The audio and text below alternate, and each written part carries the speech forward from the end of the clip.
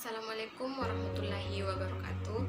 Saya Sri Wahyuni, Stambuk 083-2018-0018, Fakultas Pertanian, Program Studi Agribisnis Universitas Muslim Indonesia.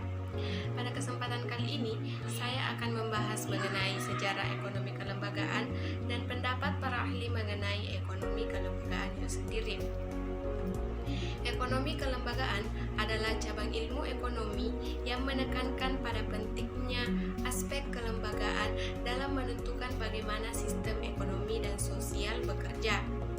Salah satu kunci dalam aspek ekonomi kelembagaan adalah menyangkut property right atau hak pemilikan. Property right ini melekat dalam bentuk aturan formal dan juga norma sosial dan adat. Relevansi hak pemilikan ini tergantung dari seberapa besar ia bisa dijalankan dan diakui dalam masyarakat.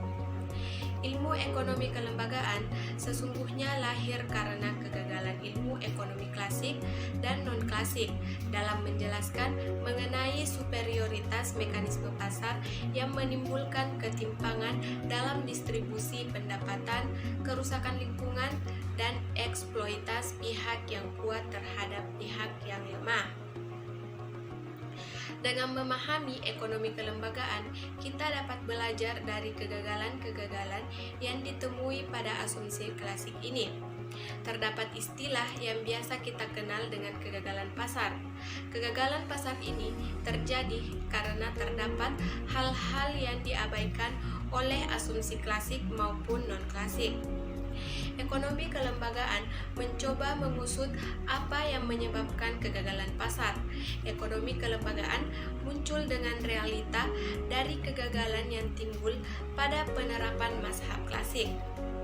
Sebenarnya, mazhab-mazhab ekonomi yang diterapkan sendiri berbeda-beda tiap negara dengan tujuan yang sama, yaitu kesejahteraan rakyat bagi negara itu sendiri.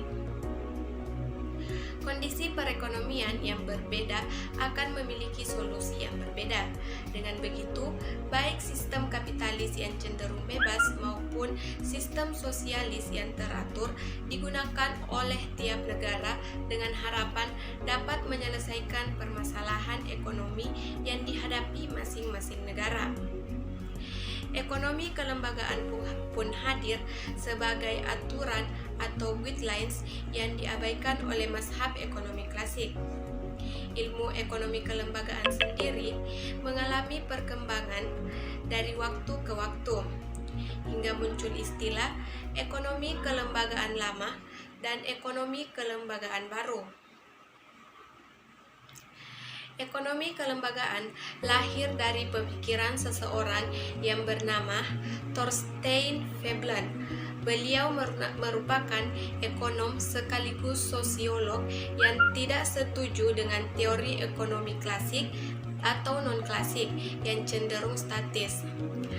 Beliau berpikir bahwa manusia sebagai pembuat keputusan dalam ekonomi, juga motif ekonomi yang melatar belakangi setiap kegiatan adalah tidak sepenuhnya benar.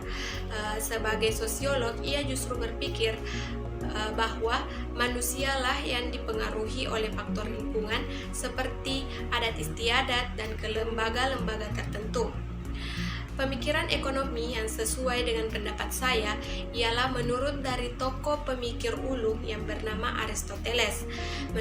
Menurut Aristoteles, ia menolak kehadiran uang pinjam meminjam, uang yang dengan adanya sistem bunga.